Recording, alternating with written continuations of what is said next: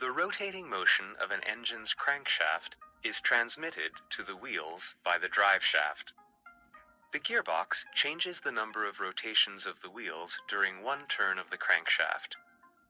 In low gear, the output of the engine is high, but the speed is low. In high gear, the car is faster and uses less fuel, but accelerates more slowly. Cars in the past were often equipped with two-stroke engines, but today, four-stroke engines have generally marginalized them. The fuel used in two-stroke engines is petrol mixed with lubricating oil. The function of lubricating oil is to reduce the friction of the cylinders and the valves. The alternating vertical motion of the piston is converted into the rotation of the crankshaft, which drives the drive shaft and the camshaft by means of the timing belt. The camshaft operates the valves, which ensure fuel intake and the emission of exhaust gases through a coordinated rhythmic opening and closing.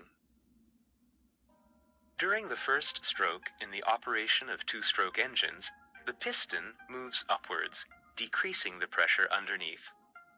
The intake valve opens and a mixture of air, fuel, and lubricating oil flows from the carburetor into the cylinder.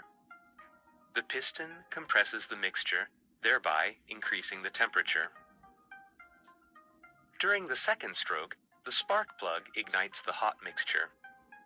The explosion pushes the piston downwards in the cylinder, and the high-pressure combustion products are emitted through the exhaust port. The pressure under the piston increases, forcing the mixture into the cylinder through the transfer port.